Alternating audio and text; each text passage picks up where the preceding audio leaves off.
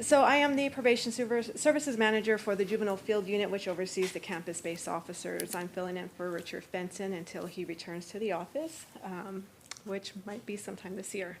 So, and I'm here with my chief probation officer, assistant chief probation officer, Jose Ramirez. So I hope you enjoy the presentations, and if you have any questions, we will answer those at the end. So currently, Salinas Union High School District has POs on the following campuses: LaSalle High School, Carr Lake School, LaSalle Middle School, Everett Alvarez, Hardin Middle School, La Paz Middle School, Mount Toro High School, North Salinas High School, Rancho San Juan High School, Salinas High School, and Washington Middle School.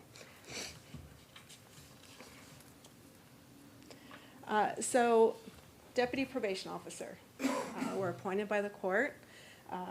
We supervise offenders on probation, both adult and juvenile. We're peace officers. We're under Penal Code 830.5. Deputy probation officers do many things. One of them includes writing sentencing reports for the court for all offenders, both juvenile and adults. In our case, we're supervising juveniles. We also oversee adult offenders here in our county. We wear two hats in law enforcement. We wear the law enforcement hat, but we also wear the client advocate hat, which is a variety of different things: rehabilitation, mentoring, coaching, whatever the need is for that individual, whether they're adult or juvenile.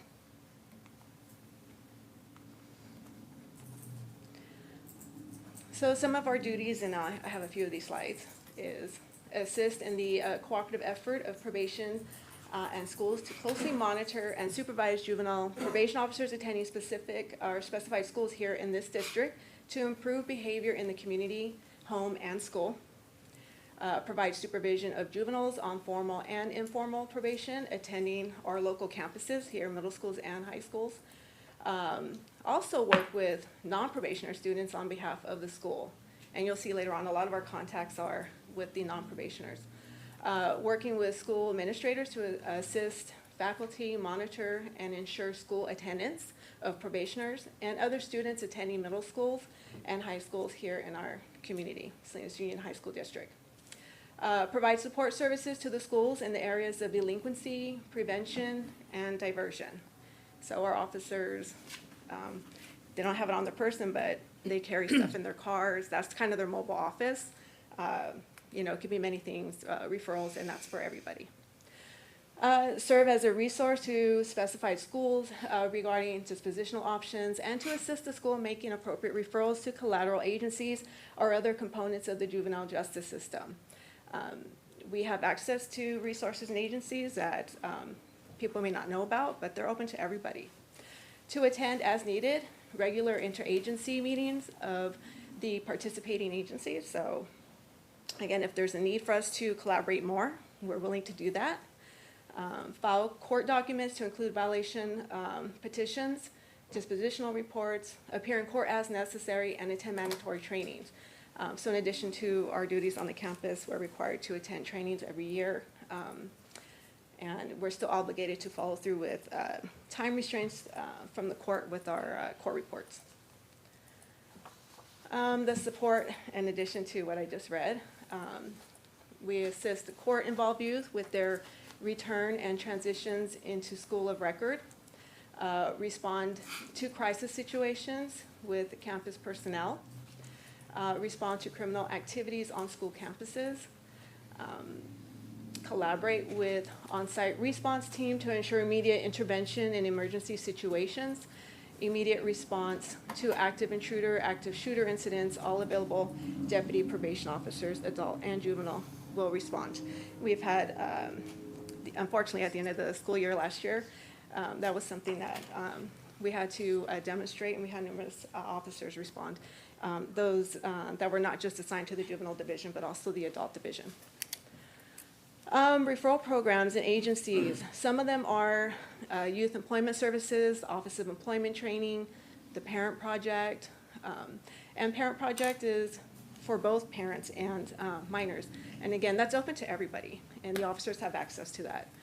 Sun Street Centers, Daisy Community Human Services, Strengthening Families, Children's Behavioral Health, truancy abatement program. Again, those are services and resources available to everybody, not just probationers. School partnerships maintain a safe and secure learning environment, establish and maintain ongoing communication between schools and probation to effect and maximize school security. Just this past, in July, our officers took 2 separate trainings on active shooter training, in addition to other trainings such as de-escalation and, making sure that they are providing a calm and demeanor to interact with youth, so not to further escalate a situation.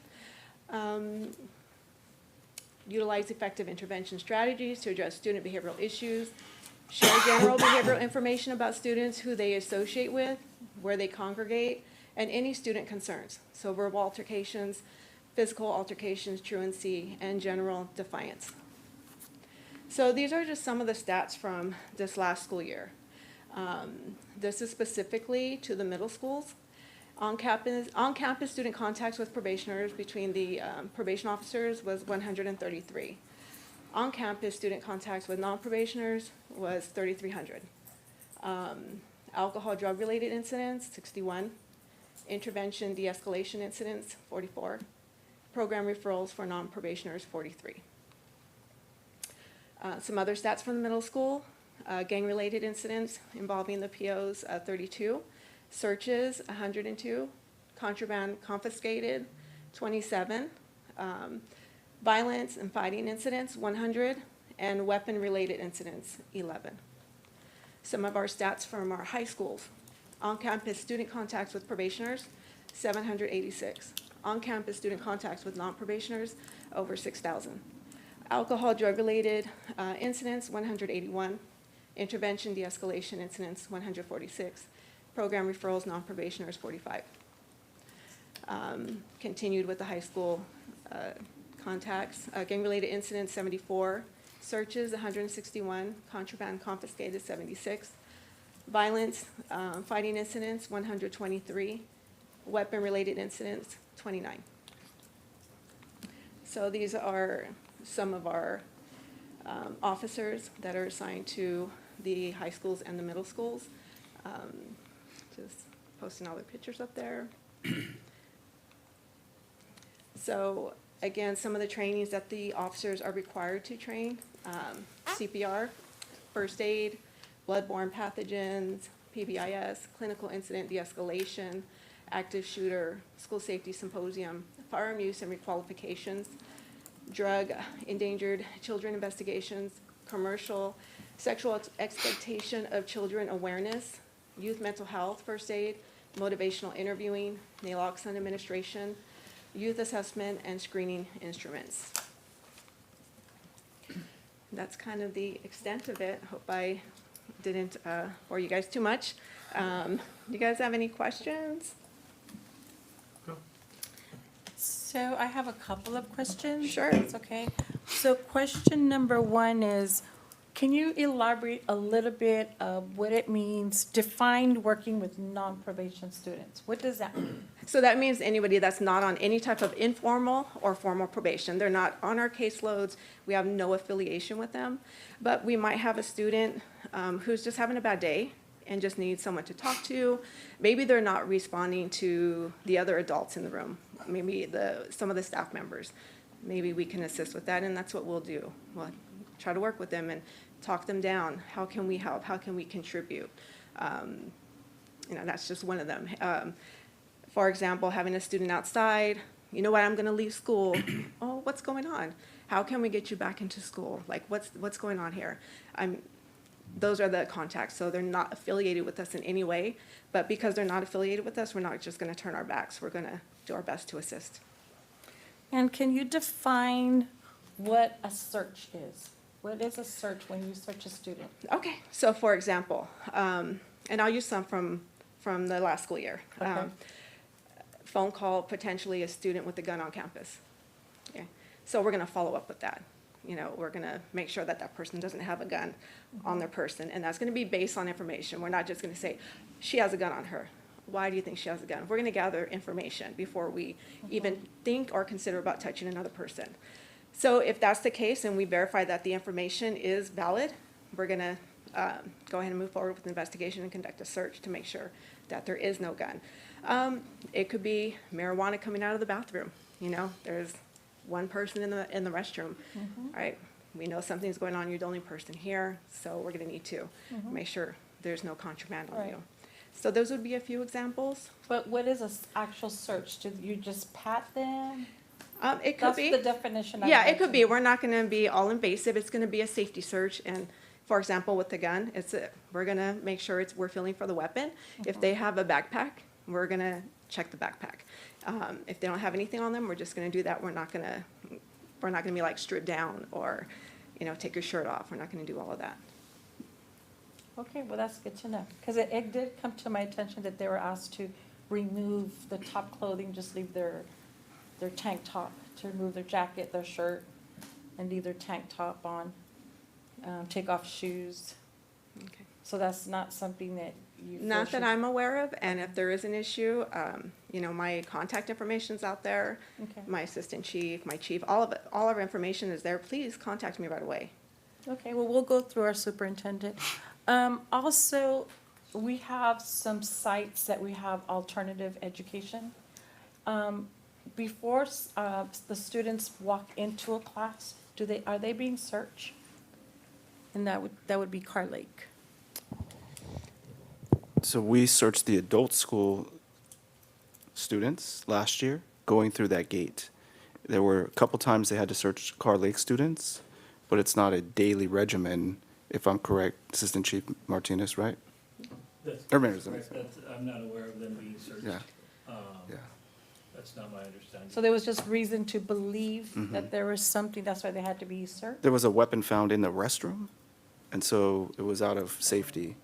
It was at Car Lake, Yeah. and it was at the very end of the last school year. And there was a request, because following the location of a weapon found on campus. And again, if I'm not mistaken, it was the last week and a half, maybe last week or last week and a half of the school year in May, that there was requests just to check for weapons. Yeah. It's not a daily No, we're not search doing of that. students, no. But of course, sometimes when you hear things, that's how it was interpreted to me. Also, just to assure, and I know that this could have been a question to Mr. Burns, but you know how it goes. I Of knew the course. presentation was No, coming. feel free to ask. But, so the hours, so our students, how our hours are, I don't know, 8 to 3. Is that the hours that the probation officers work? It depends. Some of them are there before 8 o'clock. Some of them are there throughout the day. Some of them will have to come back to the office to do, we have timeframes that we have to have documents submitted and filed with the court, so they have to return to do that. But they have laptops. I know that last school year, there was an issue with that. All of our officers have them now, with the exception of one, and that's the individual at Car Lake. So they all have one now, and they have access to documents there, so it's to keep them more on campus. But yeah, so they're there after school when school lets out, but they might leave. We've had a couple of officers do truancy checks, so they'll leave the campus to go do that at the request of the school administrators.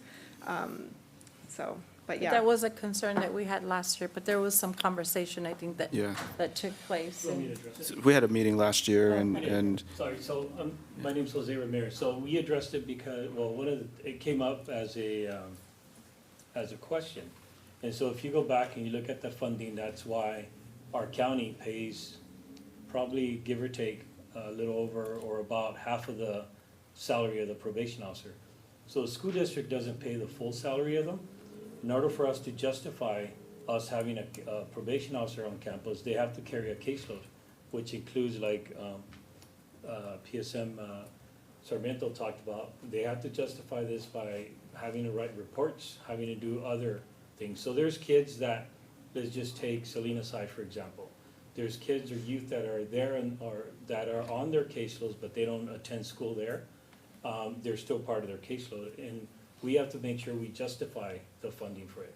And we did the math on it, and I think, you know, and I haven't looked at it since then, but I think the district pays probably like 50% or a little under is what we had calculated it. And then our department pays the rest, and that's how we justify it. So if I can add to that, so last year we met when there was a concern about scheduling, and Assistant Chief Ramirez and PSM, Yvette, you can just call me Yvette. thank you, That's fine. Yvette, appreciate that, looked at the scheduling and looked at a way to make sure that we had coverage at all of our locations, yeah. And you There are some times that no matter what, they're going to have to be coming and going, because And that's so- their job as and well. one of the things I wanted to bring up, so that was brought to, I was also made aware of that when I came into the picture. And what I encourage Mr. Burns to do is to reach out to the administrators at the schools and ask them if there was an improvement. I 100% am confident that the response will be yes. Our officers are out there, and when we do leave the campuses, it's usually because we're responding to another campus because something's going on there. And the officers have that communication with their admin to let them know that, hey, I responded over here, this is what I'm doing. So those are the things that we were made aware of as well, and we do our best to address those. I appreciate that, thank you. If I could just add one more thing, and one way that we addressed it from last year, I believe it was about a year ago, is that's why we went out, and we purchased laptops for our probation officers. So this way, if they have to write a report, they could try to write it there on site, on campus. And one of the things that's a benefit, that right over here on LSL, there's probably way over 30 probation officers there. So like the incident that happened in June, I think their response time was a few minutes, and, you know, you have the entire adult division on site. And it's the same thing, it could be any of these campuses, they're always willing to change their schedule and help out. There is sometimes throughout the year, usually like this last year, in where we have been asked by principals, see if we could add another probation officer, and we have, and we'll just pull them out of the adult division. They just shift their day, and they wind up responding and being on campus, depending on the climate and what's going on, especially during the end of the year, and sometimes even like at the first week or second week of the school year. There's even been, as recent as May, where there was a concern involving a gun. That officer happened to be off the campus at that time, but 2 other officers responded to that location. So again, we do our best to make sure that we are there to be present and provide that assistance. And I appreciate that, and I thank you, and just as I mentioned, how many, you have a lot of contact with non-probation students. So I appreciate that. However, I'm hoping that the reputation would be that it's a positive. And I should clarify, just because it's contacts doesn't mean that it's something we're responding to that's negative. Again, somebody could just be having a bad day, hey, what's going on? It could be a variety of things, so maybe our stats need to be worded a little bit differently. But yeah, I hope not everybody thinks that contact is a negative thing. It absolutely could be 100% positive. Hey, how's your day going? Oh, that's great, I saw you won the award. It could be many different things.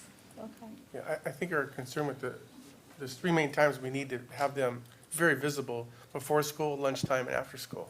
I think that's what we were missing last year at some of the sites. I think the laptops will help, because I heard that it was more, they had to go back and do reports, And then, so now with the laptop, that should take care of that problem. Yes, there's some reports that, here, I'll just share this. There's some reports that do take a lot longer than others, especially with some of the most recent changes in the law. So there was one probation officer, I think, when those concerns were coming up, and this particular probation officer had one of those reports, and those are lengthy reports. It will take an average person a couple of weeks to gather all the information and put the report together. Now, she was doing that while covering a campus, so she was able to maintain it. So we had to change some structure in our department where those type of reports are not going to the juvenile field unit. And again, this was something, not a surprise to us, but in the since January all the way until now, things have changed, and we had to make internal changes as well. And just, I wanted to also make sure that everybody was aware that there's also other factors that play a role. Like sometimes officers are kicked out of their location. There's privacy issues. We just can't have our files open. There's medical information in there. There's psychological information. And sometimes, everybody's strapped for, an office. Everybody needs an office. And so sometimes they have to pick up and move. We've had officers work out of their car. So it's not that they're purposely trying, they would love to have somewhere to sit and just stay there and be put, but there's other contributing factors, lack of internet. So, hey, I gotta come bring this to you so that you can go ahead and process it. So, but again, those are things that we have worked on to make sure that they stay around the school campuses. Thank you. Yes, student behavior issues is something that we've been battling with since last year. It's gotten to the point where it's gotten worse in some schools. You have here listed as utilizing effective intervention strategies. What does that mean? What kind of intervention strategies are you using? Again, it could be, again, trying de-escalation, reaching out to, hey, have you tried, therapists? Do we need to call PD out here for a psychiatric evaluation, depending how severe the situation is? So it's just contact, just talking to the person, and that's pretty much your intervention strategies? It could be referrals, it could be reaching out Okay. to the parents, it could be a lot of different things. It would be based on the individual, so it's not like one size fits all. It could also be, referral to our resource center. Sometimes, we'll have to deal with, a child, maybe they're experiencing being homeless. And so, then the PO, even though they're not on probation, we've gotta find a solution, not necessarily a solution, but give them resources. Or it could be something else going on in the house, and then it turns into a different type of investigation. So every child is gonna be completely different. But yeah, as far as intervention, that's one of the things, the nice thing about probation is that you have different resources. There's a complete resource that we have for kids, at risk, truancy, way before they even touch probation, because that's our goal, is for these kids not to wind up on probation. Get them the right resources. Do you have any proactive measures? For example, I know the PD, once upon a time, they had programs where they go to classroom and just have a presentation for the students. Do you have something like that in place? When you mean presentations, we do presentations, we also do them at the elementary schools, but, if someone's requesting it, we're more than happy to do that. I guess I would have to know specifically what type of presentation. What can you do at the elementary schools? What kind of presentations? It could be informative, I'm more than happy to share those slides with you. Okay. It's just information. So a lot of some of the schools, and not just in the city of Salinas, but throughout, we do have, like I said, we have our program, which is called the Resource Center, and we have a manager that oversees that, and it's mostly with all the truancy kids in the county. But what she does a lot of prevention and intervention efforts. So we go out throughout it could be King City, anywhere in South County, city of Salinas. She does presentations to provide resources sometimes for the students, well, really for the teachers, because she's done presentations for teachers or even parents after hours. Because, they might be dealing with the youth at home that is experiencing some difficulty and hanging out with the wrong crowd, So those are the type of interventions. That has nothing to do with the campus-based PO program. That's a completely separate program, but, our POs make referrals there all the time. And actually, in the last couple of years, during COVID, it was a little different, so we had to change our tactics. So it was a lot of Zoom classes that we were doing, but now most of it is all in person. And location of it, I don't know if you're familiar with it, it's called Building H, the new homeless shelter on Laurel Extension, literally right above that. Right. Okay, because I'm looking at the numbers, and numbers from the high school are double compared to the middle school. Why is that? Are we sharing probation officers in the middle school, or do you have one assigned to each middle school? So things changed within the last year, the contract had changed, so halfway through the year, two officers were overseeing those campuses. And so I believe, I can't remember the exact date, but at some point it switched over to having one officer for every school, so, And we're talking about the middle school. the middle schools. Middle school, yes. And, middle school, from experience, in middle school, you don't really see that many kids at risk as you see in high school. High school, you have, as we all know, a little bit more pressure or whatnot, but it might, might have a different opinion on that. But, high school, you have a little bit more pressure, depending on the individual. All you need is 3-4 kids, and they kind of will change the climate of the school. I think that we should focus more on the middle schools right now, because that's where it's happening right now. We're seeing a lot of behavior issues. and we need help with that. Well, And- we have a, like you said, we have a probation officer there, so if there's issues, they could bring them forward, we'll do as much as best. Again, we can. I would encourage the board members to reach out to some of these middle school admin and ask them if they have seen a change since these last concerns, because in my understanding, these concerns were brought to the attention early this year. And I would like for you to speak to them to see what changes occurred from then until the end of the school year. Because, for example, Alsasal, that principal reached out to us and said, hey, can I have some extra bodies? A few times, and we did. So again, communication is key to that. So relay that information to us, and we are more than happy to address that. So again, I would encourage you to reach out to those administrators.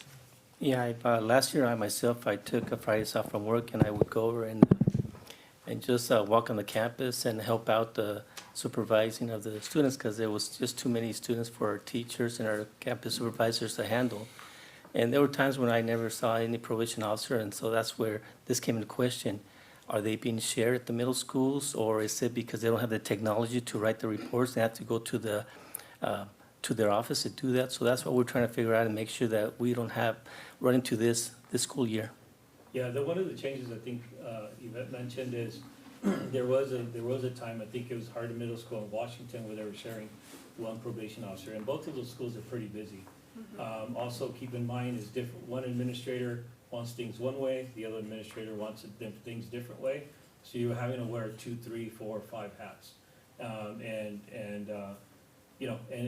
I'll leave it at that, but it makes it challenging with probation officers, because you're having to go from one campus to the other. And my Monday is at Hardin, so the kids over at Washington say, oh, well, the PO is over at the other school, we can do this. But now that we have a campus PO on each of them, on each of the campuses, that should be addressed. Monica? No, I just want to reiterate that it's hard to measure the time with the 50% of the district's money, 50% of your money, just ensuring that they're on campus because they're being paid for a certain hour, and you can. So my thoughts with the new, if they work in their car, I mean, police officers work in their car, teachers work on their lunch, we all work, we just need to have them present. Correct. The services, we want the services rendered. The services that are are being paid for. rendered. I mean, one thing you could do is you could do the math, and we could have a PO on campus, ensure that there's a PO there 2.5 days, and then the rest of the time, they could be off, but I wouldn't Well, recommend that. in the past, they weren't present and we were paying them. So that's the only, Yeah. I mean, from if what it's- I seen, cause I was a parent involved in schools, in junior high and high school. So I've seen them and I didn't see them, So you're on but- campus every day? pretty much. So my suggestion would be to get me a copy of the updated schedule of all the officers, and I'll share that with the board. Or the Okay, and officers so or again, I Yeah. just want to stress, I know that these issues were brought up, and I know that we keep talking about a lot in the past, but I would, again, encourage everybody to reach out to these administrators and ask them how the school year ended, and what was the vision in regards to seeing probation out there. I would just request that you guys do that. Yeah, so just give me an updated schedule. Yeah. Yeah, we'll go email that to you. And being a new year from this is day 2, so I look forward to the changes.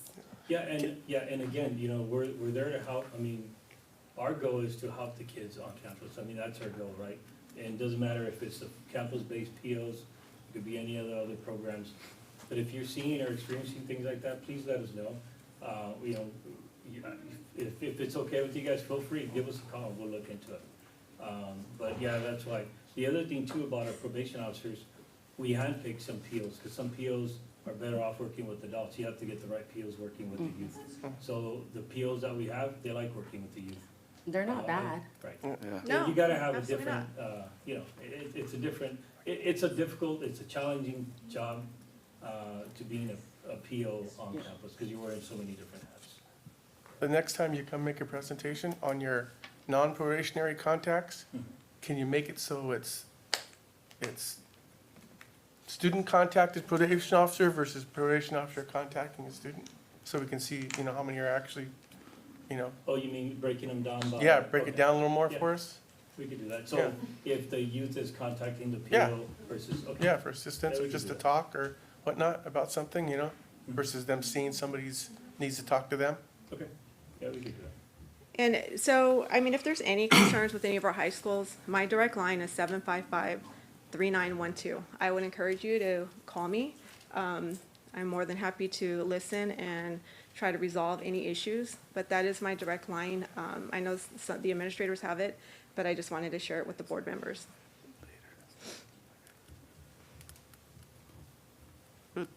Thank you. All right, thank you. Thank you.